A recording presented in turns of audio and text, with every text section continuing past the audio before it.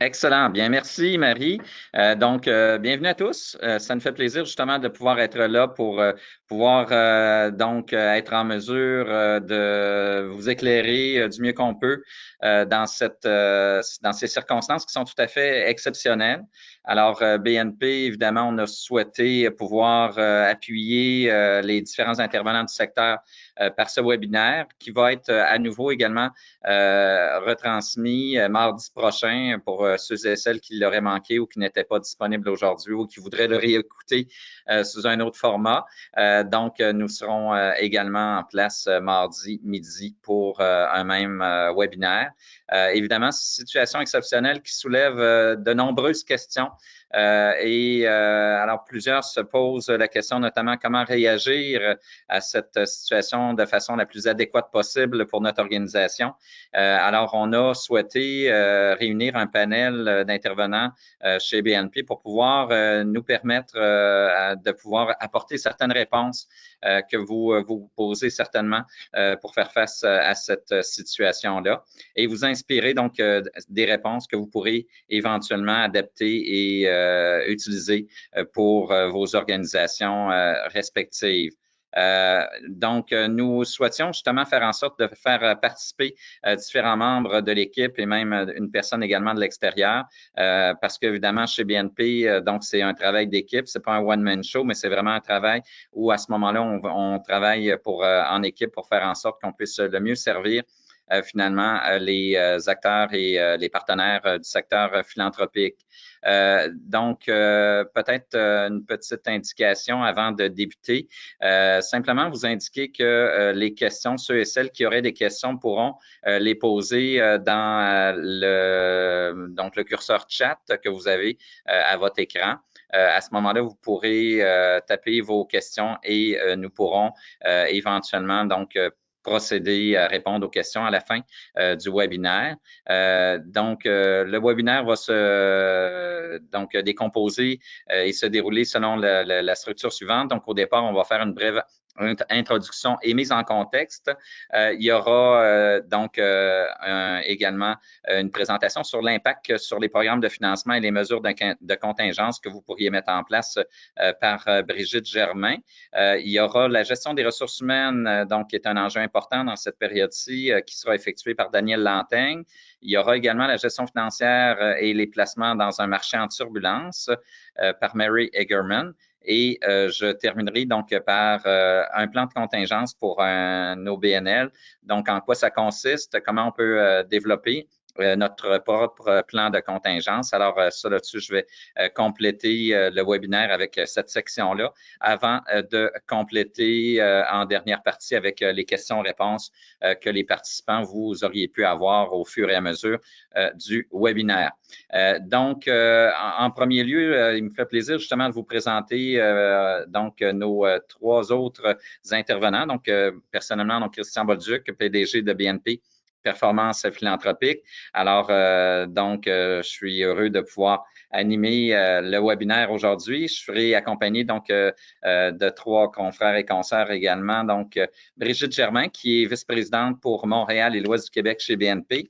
Brigitte dispose d'un certificat en gestion philanthropique de l'Université de Montréal. Elle est active en philanthropie depuis près de 20 ans en ayant dirigé différentes fondations et organisations dans le secteur philanthropique. Brigitte apporte une belle expérience au niveau de la gestion de fondations chez BNP. On a également Daniel Lantaigne, un nouveau collègue chez BNP qui s'est joint à nous tout récemment, cette semaine d'ailleurs. Il arrive dans une période turbulente. On est très heureux justement que Daniel se joigne à nous. Daniel a été gestionnaire communication et développement aux amputés de guerre. Il a été également directeur général de la Fondation RIA jusqu'à tout récemment avant de joindre l'équipe de BNP. Daniel dispose également de la certification en gestion philanthropique au niveau du CFRE, donc Certified Fundraising Executive. Il est également certifié en ressources humaines comme conseiller en ressources humaines agréé, donc CRHA. Il est aussi membre du conseil d'administration de l'AFP pour le Québec et président désigné également pour l'AFP Québec. Alors, bienvenue donc à Danielle également. Et on a aussi donc une conseillère en placement qui a tout un bagage d'expérience avec elle, donc Mary Egerman. Alors, Mary va procéder donc à la présentation sur cette section au niveau donc du webinaire de ce midi. Elle est une gestionnaire de portefeuille aguerrie. Elle travaille chez Raymond James. Elle a publié donc dans le Globe and Mail, le Financial Post. Elle a été invitée donc sur les plateaux de CTV, Radio-Canada. Elle est chroniqueuse experte aussi pour Investment Executive et Finance et Investissement également. Titulaire d'une maîtrise de l'Université du Québec. Alors, elle porte les titres de CIM, FCSI et planificatrice financière. Et évidemment, donc, dans son passe-temps, elle est ceinture noire en karaté et c'est une discipline donc qui l'intéresse tellement qu'elle en a même publié un ouvrage qu'elle relie à l'investissement. Alors, l'ouvrage L'investisseur ceinture noire.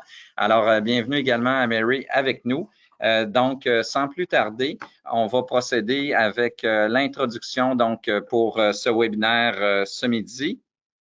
Agir efficacement donc face aux risques liés à la crise du COVID-19. Donc, une situation évidemment inédite, mais on a voulu quand même vous tracer un petit peu le portrait de mise en contexte.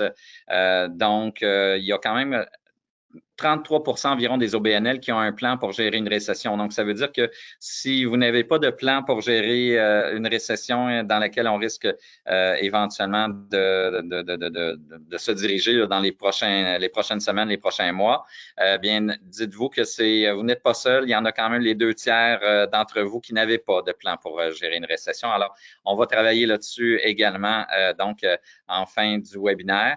Depuis les années 50, donc, malgré tout, les dons totaux ont augmenté en moyenne de 0,3 annuellement pendant les récessions. Alors, donc, si on a peur éventuellement, donc, ça a un impact important. C'est sûr que ça peut avoir un impact pour les prochaines semaines, mais dites-vous bien que les choses devraient reprendre par la suite et vous devriez être en mesure de pouvoir, donc si vous prenez les bonnes mesures, réussir à stabiliser par la suite la situation. Vous voyez d'ailleurs que le total des dons de 2007 jusqu'à 2018 a quand même régulièrement augmenté. Il y a eu évidemment certains creux suite à la crise de 2007-2008. Donc, il y a eu en 2009 un recul. Par la suite, donc, on a progressé donc pratiquement chacune des années jusqu'en 2018. Donc, la situation, donc, il faut la mettre en perspective. On a des journées, des semaines devant nous qui ne seront pas faciles, mais il est possible, évidemment, de percevoir que les conditions économiques donc préalables étaient quand même relativement positives. Donc, à ce moment-là, on devrait s'en sortir une fois que la situation du COVID-19 va être jugulée. Une situation inédite également avec un marché boursier à placer en perspective. Le rendement annuel du marché boursier de façon annualisée entre le 1er janvier et la fin février était quand même de 40 positivement avant d'avoir évidemment donc des reculs très significatifs ces derniers jours là, depuis les 2 dernières semaines. La crise du SRAS, donc c'était une crise également qui touchait le système de santé à l'époque en 2003, donc ça fait quand même 17 ans. On constatait, par exemple, en Chine, d'où originait la crise, qu'au premier trimestre, ils avaient une croissance de 11,1 Le deuxième trimestre, la croissance était de 9,1 donc un recul de 2 finalement sur le taux de croissance. Et en troisième trimestre, donc par la suite, ils ont rebondi pour remonter à 10 Donc, on voit que bon, il y a effectivement un recul durant une crise qui implique une situation de santé comme aujourd'hui, mais par la suite, donc, ça l'a remonté. Et donc, les prévisions également du Conference Board qui ont été émises justement mardi dernier, donc, confirmaient qu'il y aurait contraction de l'économie, donc de 2,7 au Canada au deuxième trimestre de cette année. mais qu'il y aurait rebond de l'économie, donc au troisième, quatrième trimestre, pour terminer l'année en légère croissance de 0,3 %. Donc, on voit donc que après la tempête, le soleil devrait revenir. On anticipe une croissance également en 2021 de 2,5 %. Donc, si vous voyez les choses au noir aujourd'hui, dites-vous, bon, ben effectivement, les choses ne sont pas roses, mais les perspectives quand même futures, une fois que la crise va être passée, sont quand même assez positives.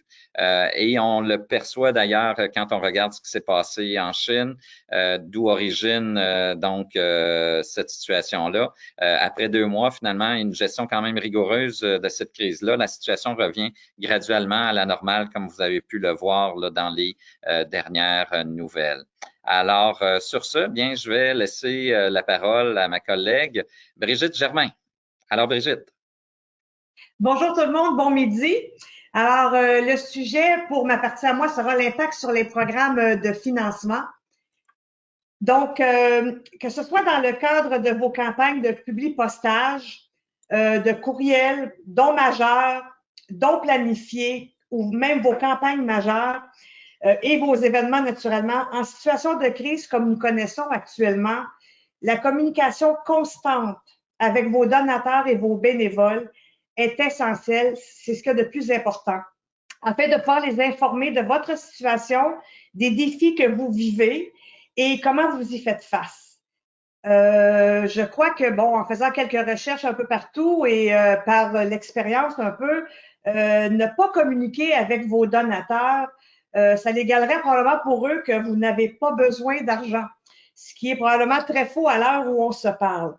Alors, pour les campagnes publi-postage et courriel, si vous en avez actuellement, il est important de les maintenir, vos campagnes.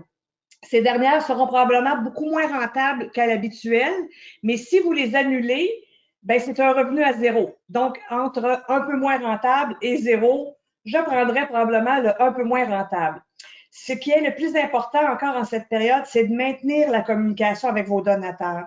Ils vont apprécier grandement d'être informés et de connaître les besoins et vos préoccupations dans vos organisations et surtout comment la baisse des revenus affectera les services que vous rendez là, dans vos organisations réciproques dans la communauté.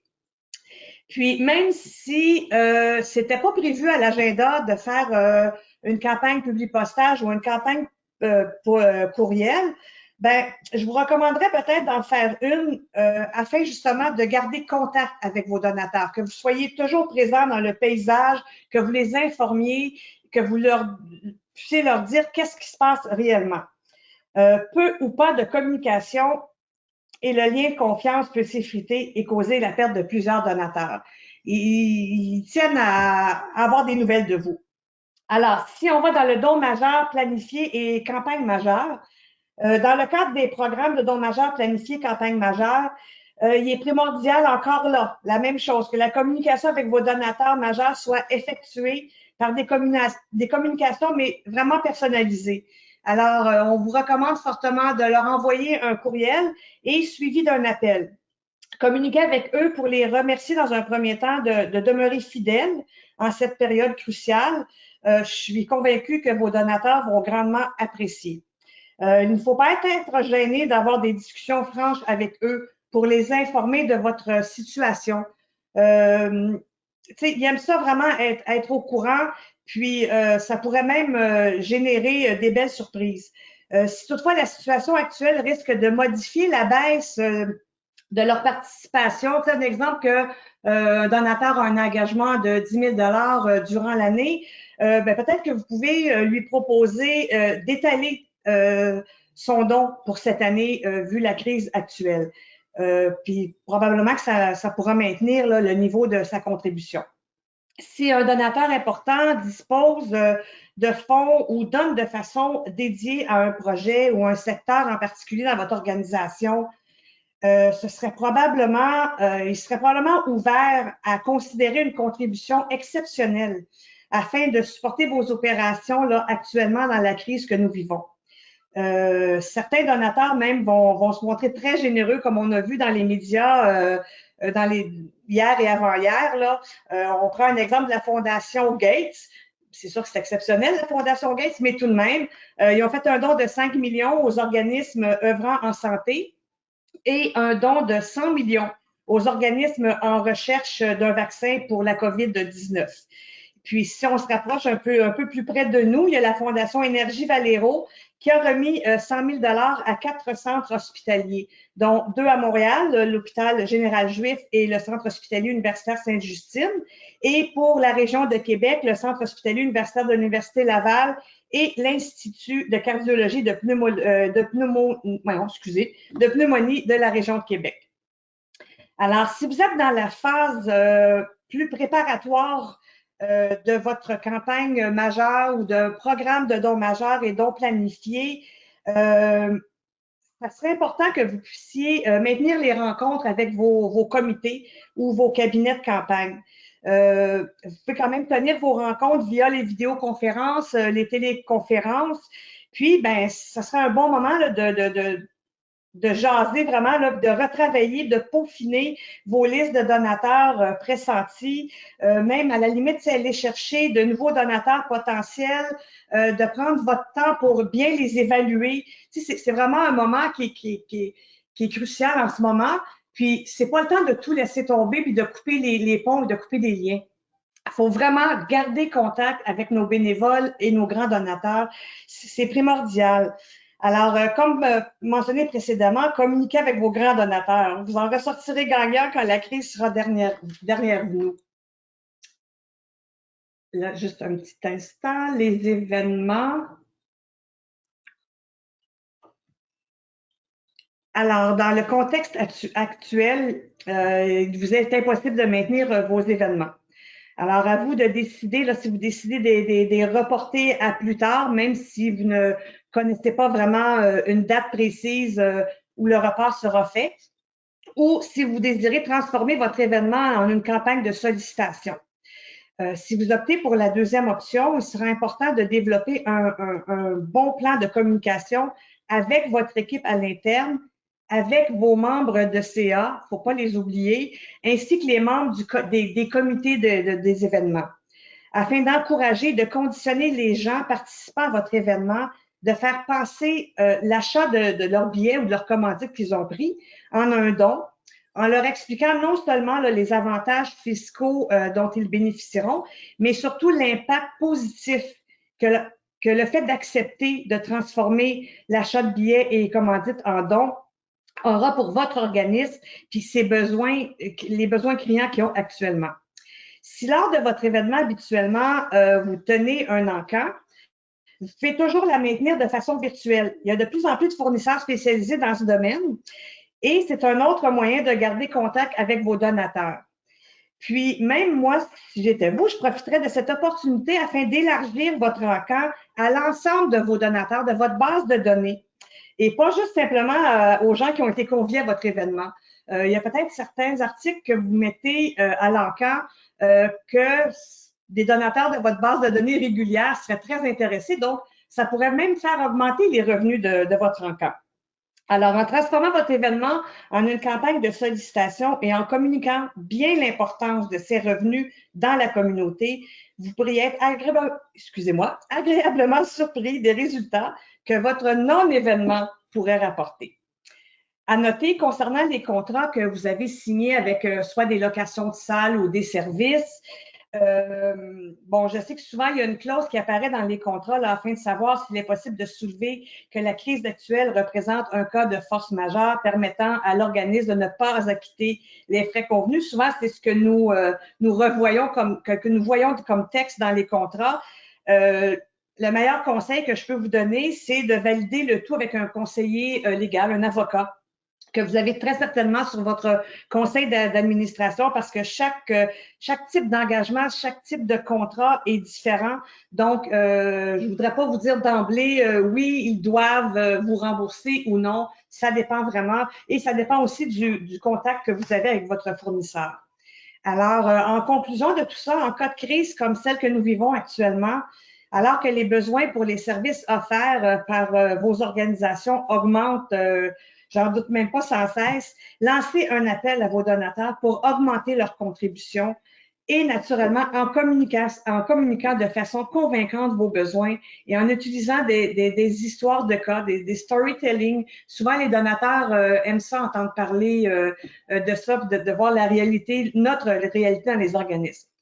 Alors, il faut être empathique aussi envers les donateurs qui parfois peuvent être affectés par la crise. Mais n'oubliez pas que ce serait une erreur et voire même se tromper grandement pour les organisations comme les vôtres de cesser leur démarche de sollicitation auprès de leurs donateurs, prétextant leur permettre de reprendre leur souffle. Car les autres organismes poursuivront et adopteront leur démarche et prendront une avance sur la vôtre. Alors, vous risquez de perdre peut-être des dons et des donateurs importants pour vous. Alors, si je récapitule brièvement, donc, important, communication constante avec vos donateurs, les informer de votre situation, communiquer clairement et en toute franchise les défis que vous avez à relever au quotidien, comment vous y faites face et les besoins qui demeurent non comblés. Alors, sur ça, je vous remercie beaucoup et je vous souhaite une bonne continuité dans vos sollicitations. Merci beaucoup, Brigitte. Alors, je poursuis avec la gestion des ressources humaines et comme évidemment vous le constatez, on est tous également en mode télétravail et on est tous chacun de chez nous, donc il se peut des fois que la qualité audio, selon nos bandes passantes, ça devienne une limite. J'espère que vous m'entendrez quand même bien, sinon mentionnez-le et on ajustera. Alors, ben, comme l'a mentionné Brigitte, bon, si on combine les impacts des rentrées de fonds dans les fondations et également les employés qui doivent être protégés ou isolés, ben, il y a plusieurs questions d'ordre RH qui doivent être répondues. Ce que je vous propose aujourd'hui, c'est vraiment une exploration des réflexes qu'on pourrait adopter et un survol des options disponibles, le tout évidemment le plus à jour possible. Je vous dirais, là, je m'ai mis à jour ma présentation il y a 1 heure parce que justement, plusieurs changements évoluent rapidement. Quand je parle d'un survol, je vous rassure, il y a un document qui vous est remis avec cette présentation-là, avec l'ensemble des liens pour les mesures fiscales et les différents programmes fédéraux et provinciaux que vous trouverez là aussi en annexe de la présentation. Alors, essentiellement, coronavirus ou pas coronavirus, il y a une responsabilité qui est partagée en matière de santé et de protection des employés au travail. Donc, l'employeur a un travail à faire, c'est-à-dire de rendre son milieu de travail sécuritaire, un lieu de travail pour protéger la santé et la dignité des salariés.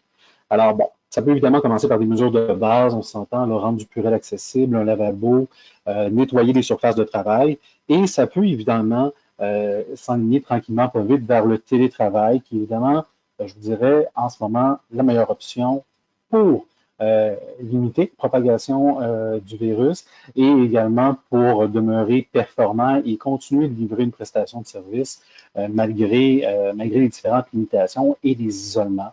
Je suis moi-même en quarantaine volontaire à la suite d'un retour de voyage. Donc, le télétravail était la seule option dans mon cas, mais c'est pas toujours possible. Le télétravail, c'est ce que je vais vous montrer bientôt. Les employés aussi ont une responsabilité par rapport à tout ça.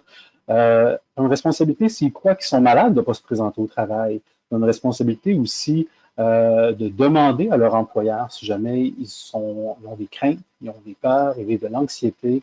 Un employé pourrait, à tout hasard, refuser de se présenter à son travail s'il croit qu'un collègue, par exemple, a des symptômes, cache un voyage secret au Mexique.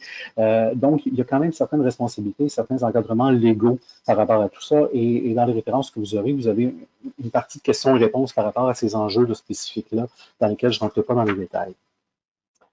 Alors, si ce n'est pas encore fait, il y a une question qui est très, très rapide à statuer et qui doit être faite rapidement avec vous, la direction générale et les conseils d'administration, c'est à savoir, est-ce que les bureaux de l'organisme vont demeurer ouverts? La question, elle n'est pas anodine. Elle peut avoir un impact sur vos employés, évidemment, mais aussi sur votre génération de revenus si vos bureaux sont en lien directement avec l'organisme. Je pense aux fondations hospitalières qui sont souvent dans les CIS et les CIUS. Alors, à ce moment-là, souvent, ça va peut-être votre CIS ou votre CIUS qui va vous inviter à aller travailler de chez vous pour garder uniquement les employés qui sont nécessaires pour la prestation de service. Par contre, vous pourriez garder vos bureaux ouverts si vous sentez qu'il n'y a pas d'enjeu, qu'il y a un espace suffisant entre les employés, que vous appliquez toutes les mesures d'hygiène et salubrité qui sont nécessaires, c'est faisable. Donc, ça, c'est les deux premières questions. Après ça, si vous décidez de fermer le bureau, est-ce que le télétravail est possible? Et même si vous gardez le bureau, est-ce que le télétravail est possible? Ce n'est pas une question où on peut répondre d'emblée une seule réponse pour l'ensemble des employés. Il faut savoir que le télétravail, bien évidemment, il demande à ce que l'employé puisse livrer quand même une certaine performance à partir de son domicile. Plusieurs organisations ont commencé le télétravail il y a quelques années. Par contre, certaines ne l'ont jamais fait, donc c'est une première.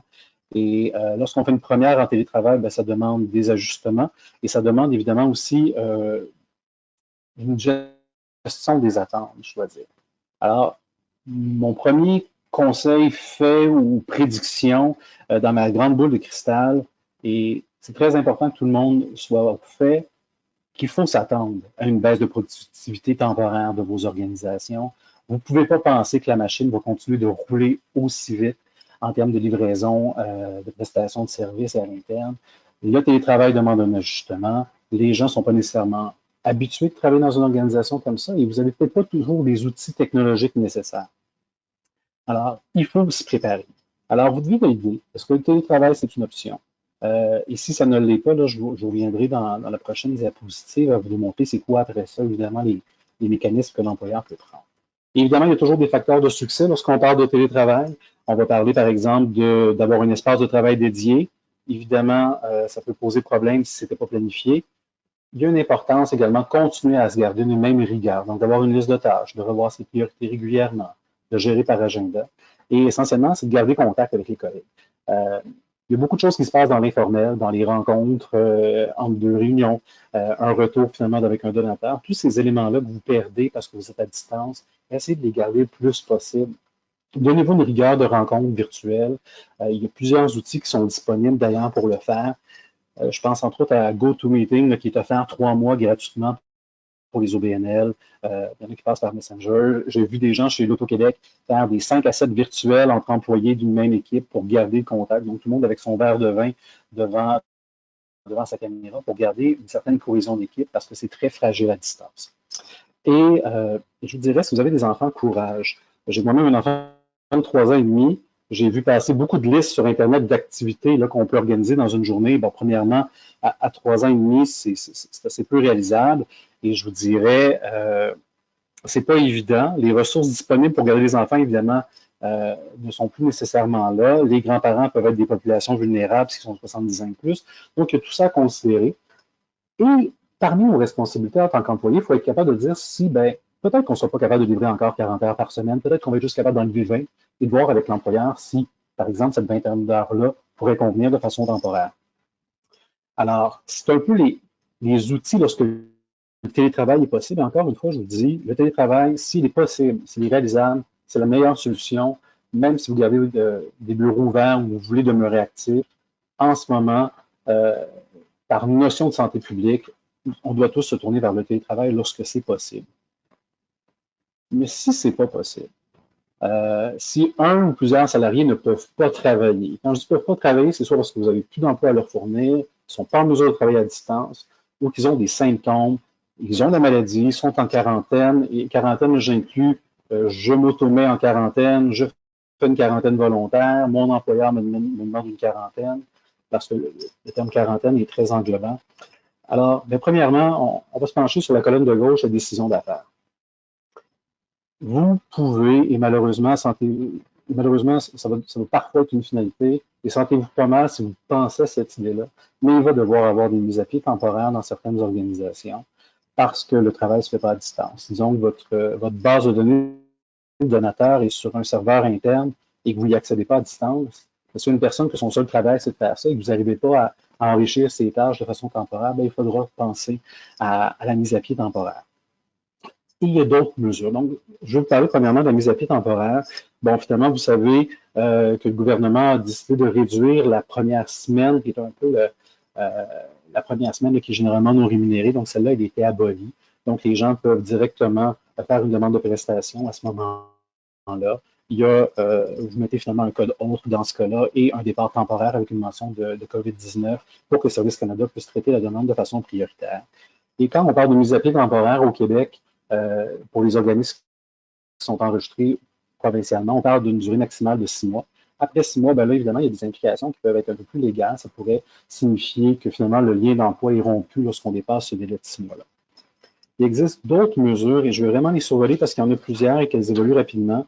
Vous allez avoir l'ensemble des liens comme je vous mentionnais. il y a le programme de prestations supplémentaires de chômage, le PSC. Alors, si jamais vous avez des moyens financiers que vos employés doivent être mis à pied de façon temporaire, bien, vous pourriez quand même continuer de payer une partie de leur salaire, c'est-à-dire d'injecter un 40% de leur revenu qui est combiné à un 55% de chômage pour atteindre un certain 95%. Ça, évidemment, ça s'applique davantage, je dirais, au secteur privé. C'est généralement assez rare que le secteur caritatif ait un 40% de revenus à donner à des gens qui ne livrent pas une prestation de service. Mais s'il y en a, tant mieux, le programme est là puis il existe pour ça. Il existe également le programme fédéral de travail partagé. Donc là, on parle d'une baisse de revenus, une baisse de dons dans ce cas-là, d'au moins 10% dans les derniers mois, et que les employés acceptent de réduire et de répartir les heures entre eux. Donc, dans ce cas-là, il y a une bonification qui est possible.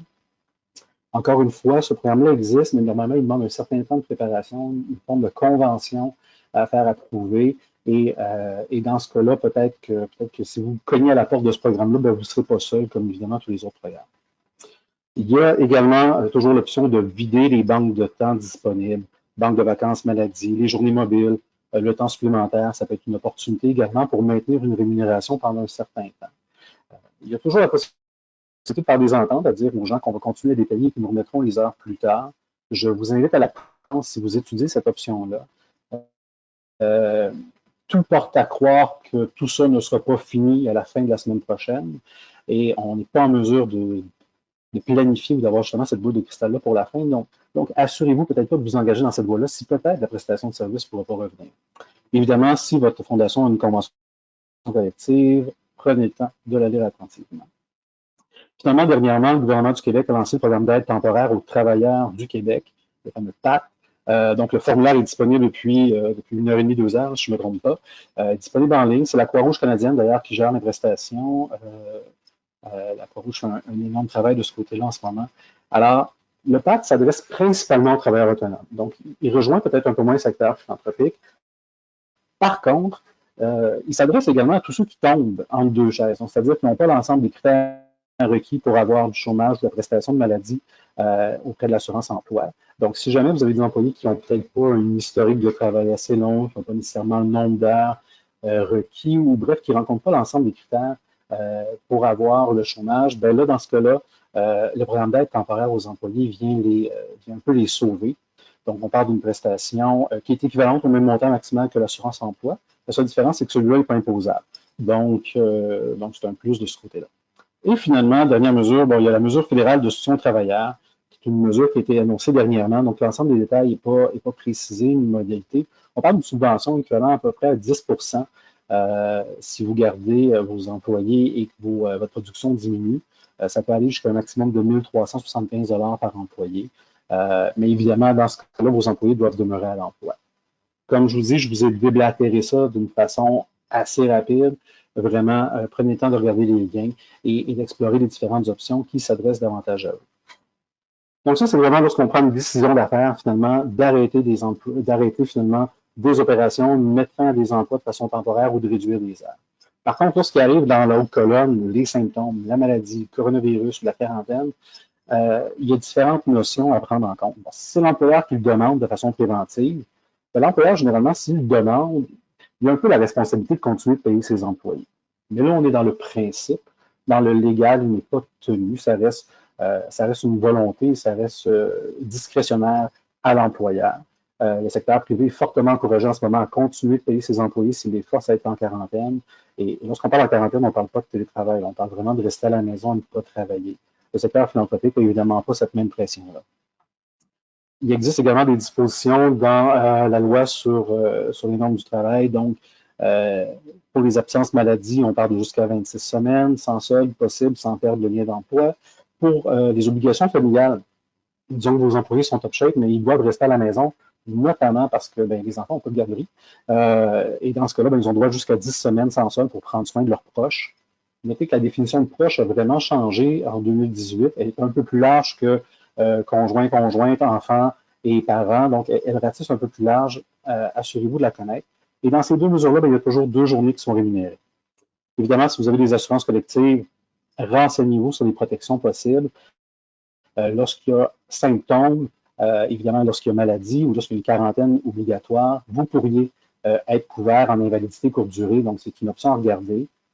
Par contre, je peux pas mal vous garantir que si vous avez un employé qui a quitté le pays depuis le 12 mars, même s'il est revenu, l'employeur va certainement refuser de l'indemniser, considérant l'annonce du gouvernement à ce moment-là. Et ultimement, ben, si vous n'avez pas d'assurance collective, il y a toujours la mesure, finalement, de la prestation de maladie auprès d'assurance emploi.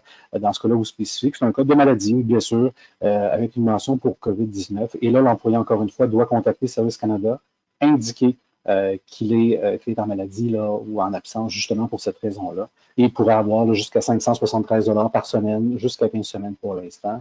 Encore une fois, il y a toujours les banques de temps et les différents autres programmes que j'ai discutés à ce moment-là. Ça fait beaucoup. Juste la portion RH aurait pu être un webinaire à elle seule. Chacune des portions, vous me direz, pourrait être un webinaire à elle seule, mais on va se concentrer sur ça pour l'instant. Donc, vraiment, je vous dirais, ce qu'il faut retenir pour l'instant, viser le télétravail comme solution rapide pour continuer vos affaires, aborder cette discussion-là rapidement au conseil d'administration si ça n'a pas été fait. Souvent, lorsqu'on pense à la gestion des risques, c'est le risque réputationnel, le risque TI et beaucoup d'autres options, mais il y a aussi le risque RH. Et petit conseil, quand on parle de télétravail, on parle d'outils technologiques avec lesquels on n'est pas nécessairement habitué. La sécurité n'est pas nécessairement validée tout le temps. Gardez en tête que la sécurité des données ne doit pas... on doit garder toujours cette vigilance-là pour la sécurité des données, c'est-à-dire, je pense qu'on a entendu assez d'histoires dernièrement, il ne faut pas se mettre à risque pour rien.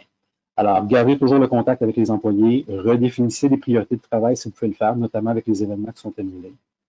Suivez l'ensemble des mesures, je vous dirais, là, qui changent à tous les jours, qui évoluent plutôt. Et j'imagine que vous, comme moi, on n'avait pas un plan de continuité des opérations en cas d'épidémie et de pandémie. C'est très rare qu'on trouve un temps libre pour rédiger ce plan-là. C'est un bon temps pour le faire. Il y a eu le SRAS, il y a en ce moment le coronavirus. Il y aura probablement d'autres choses dans le futur. Faut y penser à ces situations-là, il faut être prêt. Et ultimement, ben, tout bon employeur a toujours un numéro du programme d'aide aux employés s'il y en a un à diffuser à ses employés. Je vous dirais, ben, diffusez également le numéro du COVID-19, celui du gouvernement du Québec. Ces employés ont des inquiétudes, veulent valider s'ils doivent se présenter pour un test. C'est le numéro qui est disponible. C'est également disponible dans One Pager. Alors, on prendra les questions à la fin si vous en avez. Et finalement, avant de céder la parole à Mary pour la gestion des placements, je vous rappelle encore une fois qu'il y a un document disponible et que pour ça, et pour l'ensemble de vos autres besoins BNP, on est là. Merci.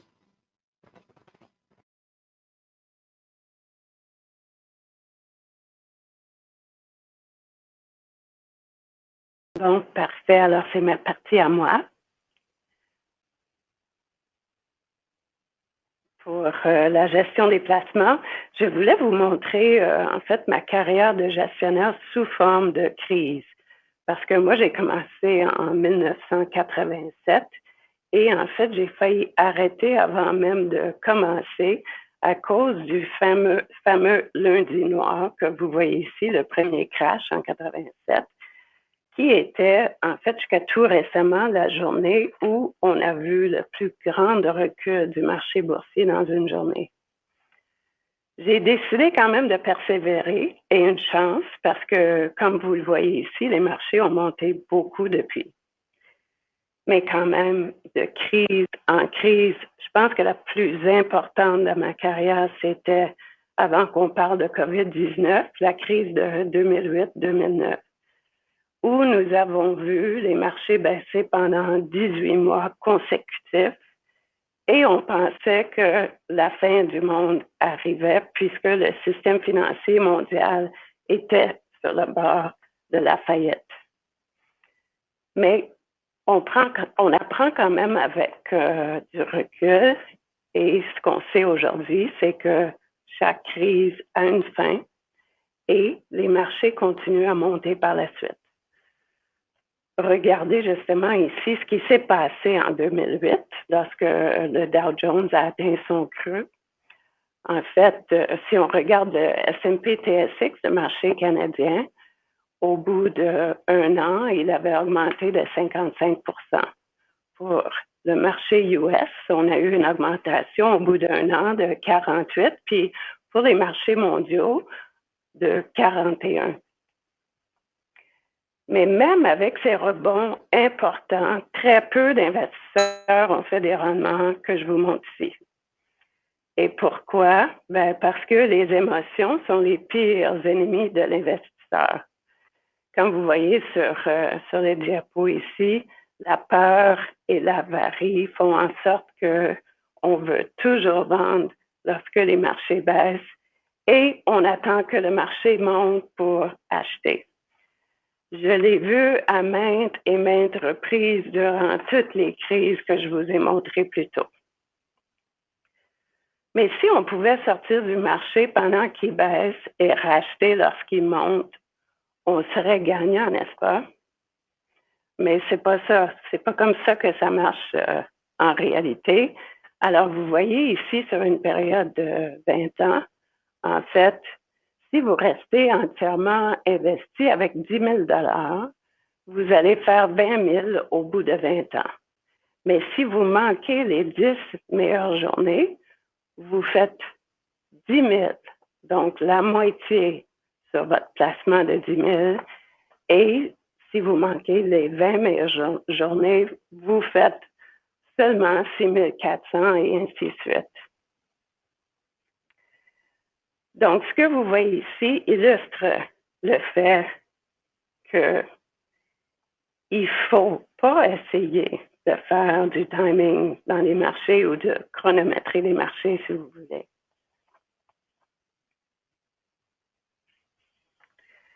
Depuis 2008-2009, la volatilité des marchés s'est accrue énormément.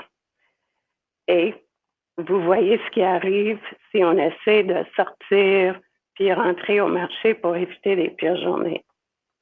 Donc, vous devez gérer un bon père de famille pour votre organisation avec une politique de placement qui est connue et qui est acceptée par votre conseil d'administration. Il n'y a pas que des actions dans un portefeuille de placement qui soit diversifié ou équilibré. Et ce que vous voyez ici illustre le fait qu'il y a différentes corrélations dans les classes d'actifs et les différents marchés boursiers. Donc, chaque année, d'une année à l'autre, c'est soit une différente classe d'actifs ou un différent marché qui surperforme. Présentement, ce n'est pas le temps de vendre des actions pour les raisons que je vous ai expliquées plus tôt. Mais si vous êtes dans une situation où vous êtes à court de liquidités pour les dépenses courantes, bien, il faudrait possiblement reporter les dépenses, mais sans aucun doute, il faut bien planifier vos décaissements sur les prochains mois.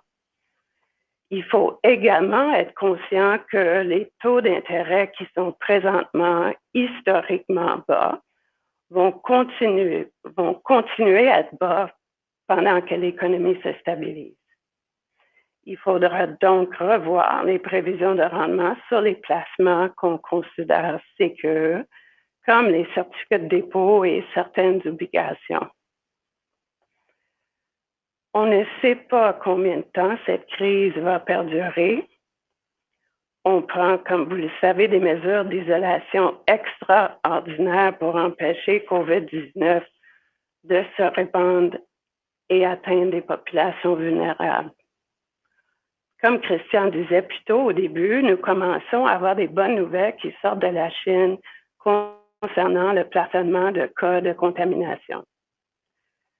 Lorsqu'on sera au même point en Amérique du Nord et aux États-Unis surtout, on pourra commencer à penser que la pire est derrière nous et que la situation revient à la normale. Les gouvernements adoptent des mesures fiscales et monétaires sans précédent pour aider l'économie et leurs citoyens.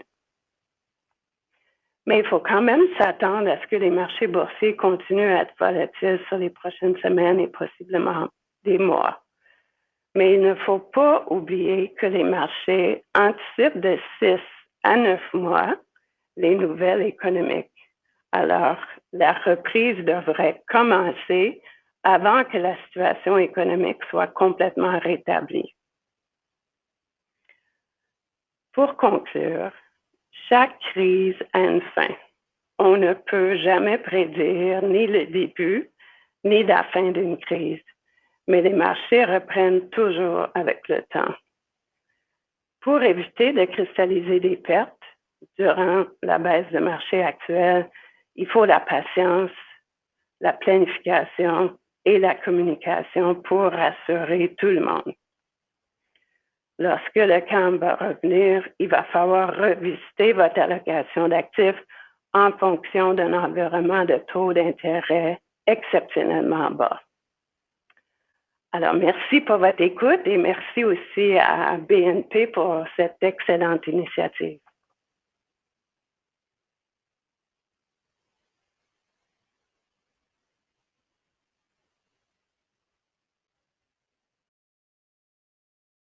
Alors, merci Mary pour ta présentation. Merci Daniel et Brigitte également qui sont intervenus précédemment. Je souhaitais également compléter la présentation de ce midi par le plan de contingence. Donc, en quoi ça consiste, un plan de contingence? Bien, ça vise à faire face à des situations de crise comme celle-ci. Ça aide évidemment, ça nous aide à contrôler la situation d'urgence, à minimiser nos conséquences sur nos opérations et assurer une poursuite justement des opérations pour l'organisation. Comme je le mentionnais, il y a au maximum le tiers des organisations qui disposent de plans de contingence et il y en a les 2 tiers qui n'en disposent pas. Ne soyez pas gênés si vous n'en avez pas, mais en même temps, peut-être que cette crise-ci vous permettra de vous préparer pour cette fois-ci, mais également pour les prochaines fois. Au niveau des réserves également, les statistiques nous indiquaient justement que 50% des OBNL ne disposent pas de réserves pour opérer plus d'1 mois sans revenu. Donc, aux États-Unis, et je suis persuadé qu'au Québec et au Canada, c'est certainement pas plus également. Donc, si vous êtes en situation financière difficile, bien, dites-vous que si vous n'êtes pas seul non plus dans les circonstances.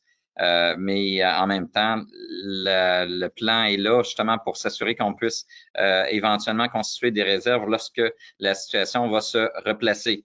8 conseils pour gérer une situation difficile. C'est un peu ce que j'ai retrouvé justement également. Donc, des conseils à différents niveaux. Donc, agir rapidement de façon structurée et planifier les contingences.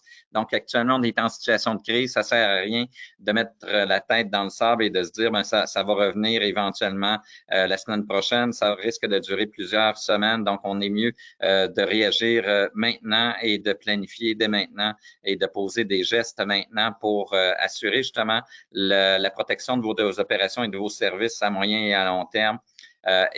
En même temps, de focusser sur le maintien de votre mission. J'entends quelquefois des organismes qui me disent, Christian, on pense peut-être à fermer parce que certains membres du personnel ont peur d'attraper la COVID-19. Ben, je pense que c'est peut-être pas la bonne décision. Il faut focusser sur le maintien de notre mission on peut prendre, je pense, des meilleurs moyens de sécurité. On peut réduire, atténuer éventuellement les possibilités que notre personnel, nos bénévoles puissent contacter la COVID-19, mais de mettre fin à notre mission alors que notre clientèle a besoin de nous, surtout dans des services essentiels, je pense pas que c'est la bonne solution, au contraire.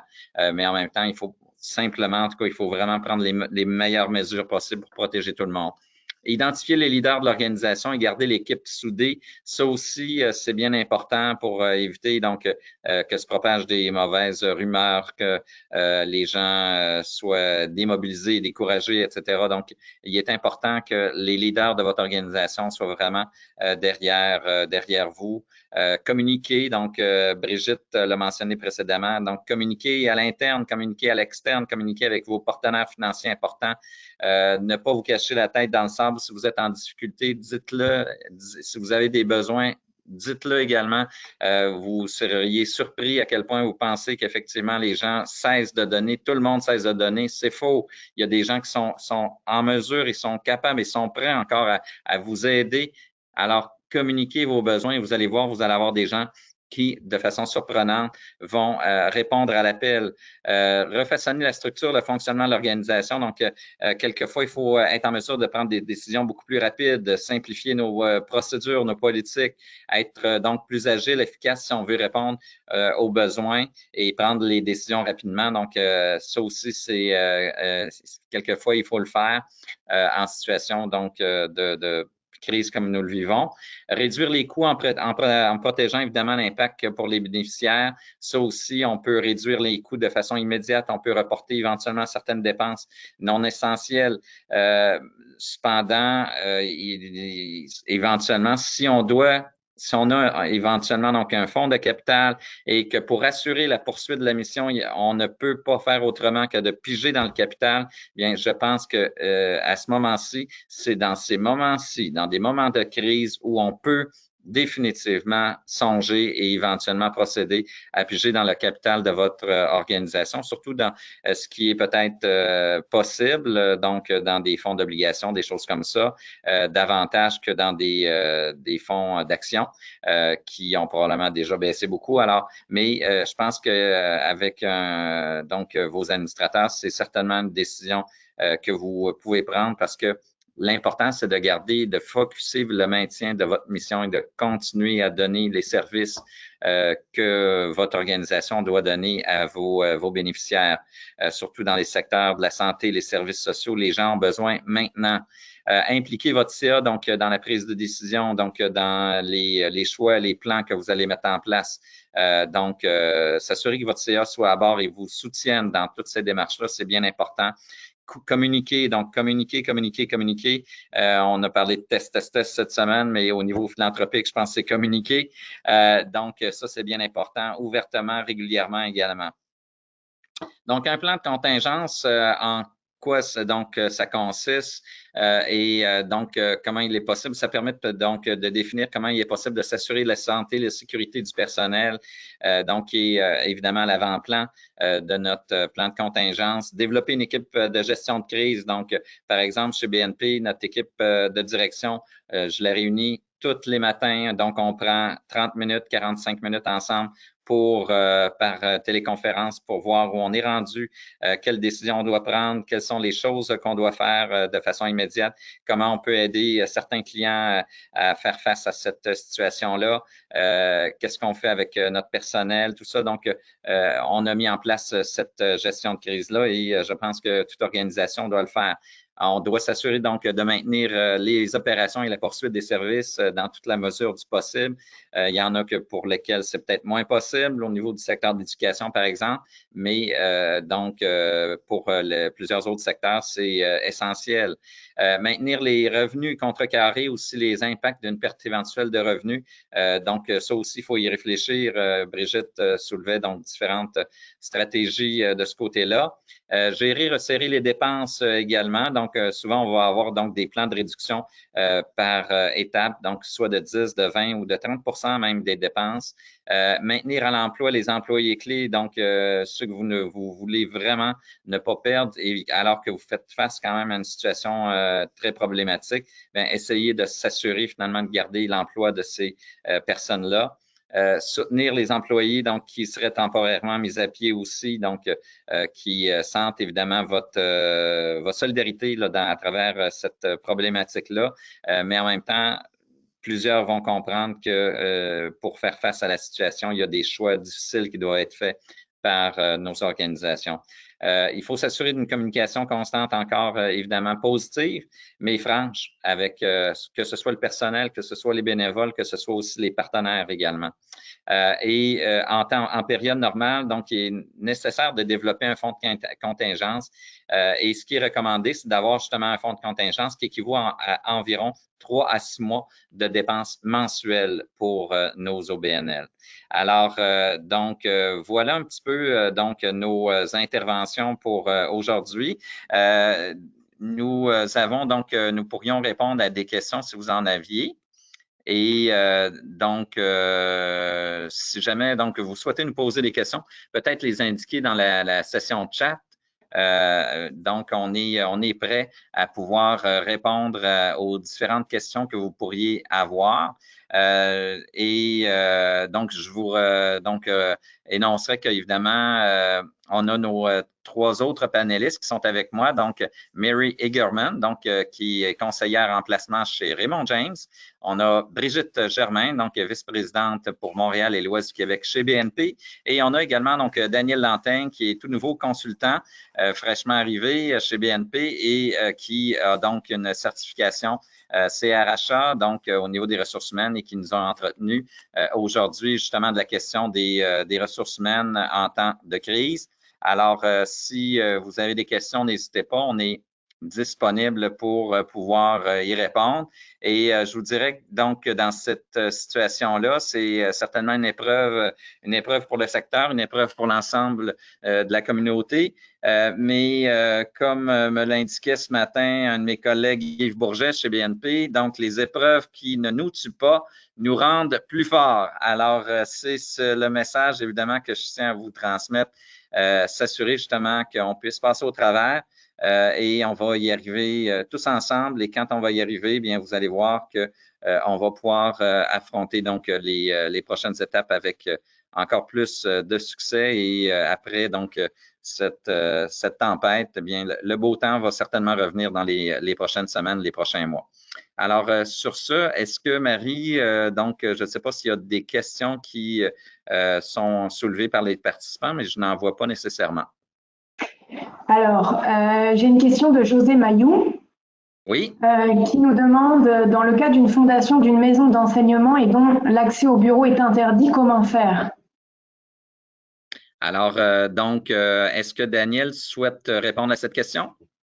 Oui, bien, effectivement, c'est le cas de beaucoup de fondations hospitalières également, là où leur accès est interdit aux employés de la fondation, même si l'établissement est encore ouvert. Dans ce cas-là, bien évidemment, la décision d'ouvrir ou de fermer le bureau, vous n'avez pas le luxe d'y penser trop. C'est l'établissement qui l'a décidé pour vous. Donc, évidemment, le bureau est fermé.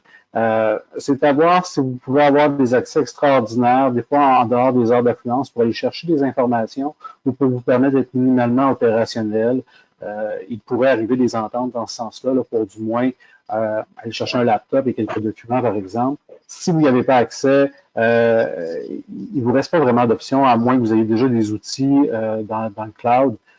Malheureusement, si vous n'avez pas accès, vous n'êtes pas en mesure de donner une prestation de service, je vous dirais, discuter très rapidement avec votre conseil d'administration de la suite des choses pour vous mettre en pause de façon temporaire et aussi de vous mettre en pause. C'est toujours dommage et sensible à dire, mais pour la pérennité de l'organisation, aussi financièrement en termes de dépenses salariales, c'est une discussion à avoir très rapidement si vous n'êtes pas en mesure de continuer vos opérations. Parfait, merci Daniel. On a une autre question aussi de Émilie Bourbeau, qui organise des événements bénéfices à l'automne. Elle se demande si c'est pertinent de les maintenir, de faire les démarches de commandite et de planification. Est-ce que Brigitte souhaite répondre à cette question ou sinon je vais y aller? Ben, je vais te laisser parce que je suis un peu dans le doute, Christian, parce que l'automne, c'est quand même loin, puis on ne sait pas la crise, de quelle façon ça va se terminer. Bon, alors là-dessus, évidemment, c'est sûr que c'est loin et c'est pas loin en même temps parce que quand on planifie des événements, c'est souvent sur plusieurs mois qu'on doit planifier les choses.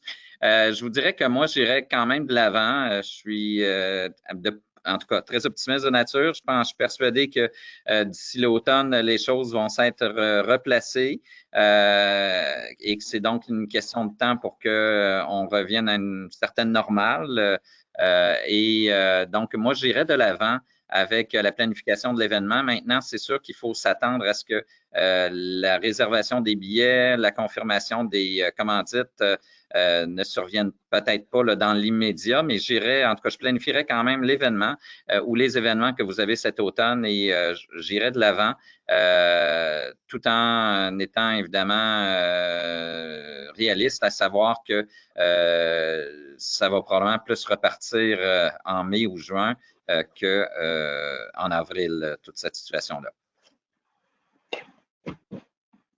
Parfait. On a une question aussi pour Daniel encore. Les organismes de bienfaisance ont parfois des freelances ou personnels sous entente contractuelle. Que conseillez-vous au niveau de ces contrats? C'est une excellente question.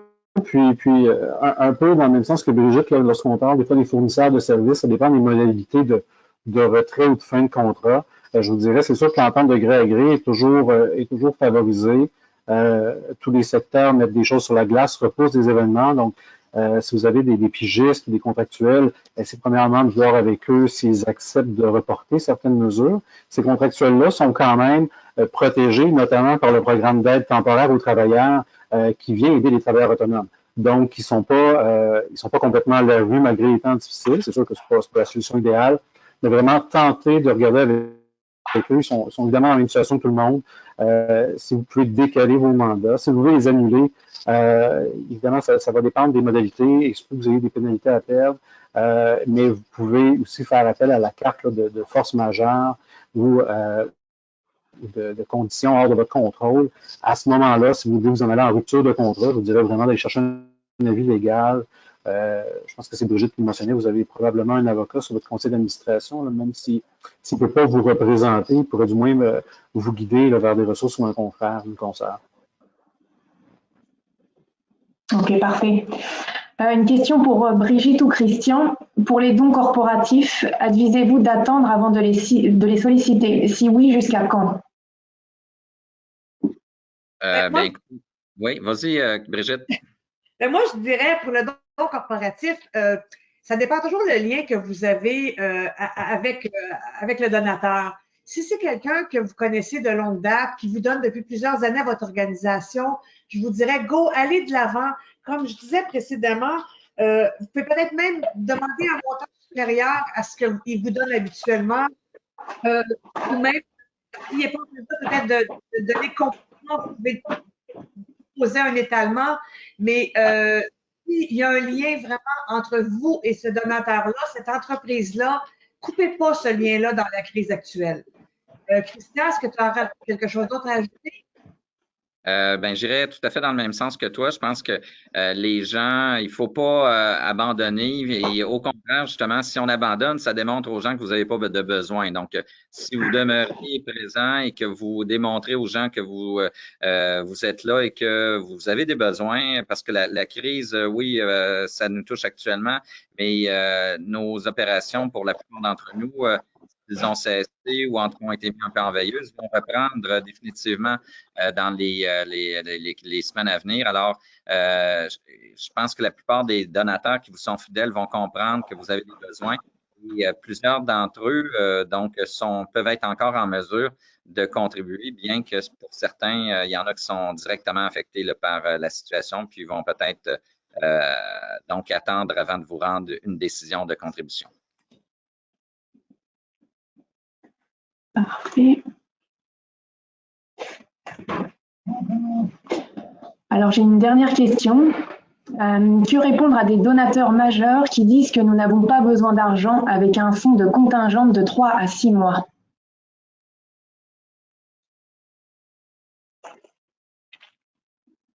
Donc, est-ce que tu veux que j'aille, Marie? Oui? Oui, si possible. Bien, écoutez, en fait, l'objectif du fonds de contingence n'est pas d'utiliser nécessairement. On souhaite évidemment de pouvoir continuer à compter sur nos donateurs. Mais comme je le mentionnais précédemment, si donc les revenus chutent et que vous devez maintenir à flot vos opérations parce que vous avez des services quand même à donner, puis pour certains, notamment au niveau humanitaire, santé, services sociaux, la demande va peut-être être encore plus importante que moins. Bien, à ce moment-là, je pense que c'est de focusser la demande sur l'augmentation, justement, de vos besoins, puis sur les besoins supplémentaires que vous avez à financer. Puis généralement, les donateurs vont se montrer ouverts à continuer de vous supporter et éventuellement, peut-être, pour certains, à augmenter leur contribution en ces temps difficiles. Parfait, merci Christian. On a José Mayou qui nous pose une seconde question. Elle est actuellement en recrutement de son cabinet de campagne. Elle attendait des réponses pour les prospects qu'elle avait rencontrés pour devenir membre. Qu'est-ce que nous pourrions lui suggérer pour la suite? Est-ce qu'on continue de garder le contact et on continue le recrutement ou non? Est-ce que, Brigitte, tu veux répondre ou sinon je vais y aller?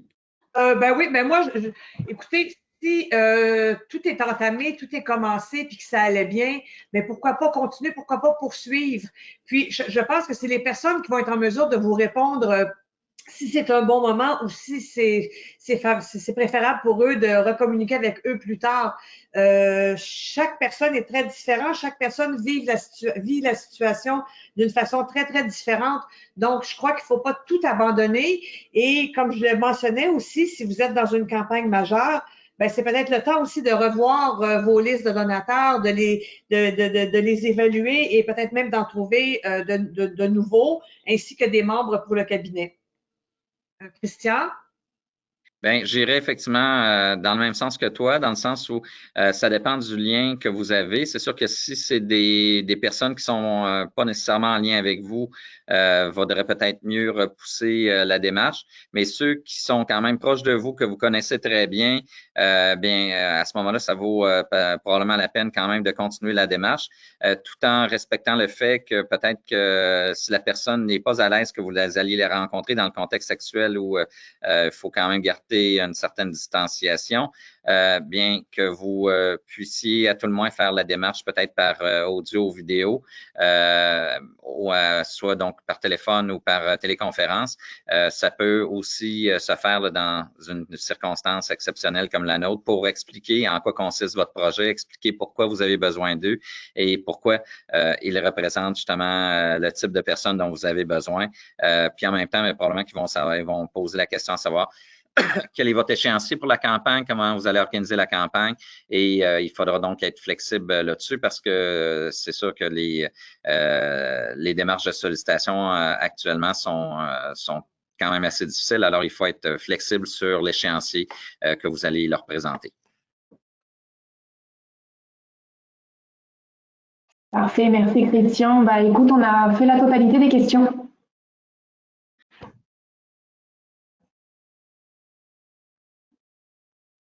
Excellent. Donc, ben, merci beaucoup, Marie, pour avoir dirigé le tout. Merci à Brigitte, merci à Daniel pour votre participation, merci à Mary German également pour sa participation. Si jamais il y a d'autres personnes dans votre organisation qui souhaiteraient pouvoir bénéficier de notre webinaire, bien, c'est rendez-vous mardi prochain, mardi midi, de midi à 13h, même chose, même heure, même poste, pour pouvoir donc échanger à nouveau sur cette situation exceptionnelle. Nous allons demeurer donc chez BNP tout à fait à votre disposition. Si vous avez des questions, quoi que ce soit, n'hésitez pas à communiquer avec nous. Donc, comme Daniel le mentionnait, donc chez BNP, nous, depuis lundi, tout le monde est en télétravail, tout le monde est fonctionnel donc, on donne l'exemple à distance et on est en mesure de pouvoir continuer à opérer sans problème à distance. Alors, n'hésitez pas pour quelques questions que ce soit ou si jamais vous voulez brainstormer avec nous, ça nous fera grand plaisir. Si vous voulez également qu'on vous aide à développer un plan de contingence, donc on peut le faire tout à fait et même à distance aussi. Alors, sur ce, bonne chance à tout le monde. Sachez que nous allons traverser tous ensemble ces périodes-là difficiles, mais nous allons ressortir plus fort, comme je le mentionnais précédemment. Alors, bonne fin de journée tout le monde et bonne chance. Au revoir.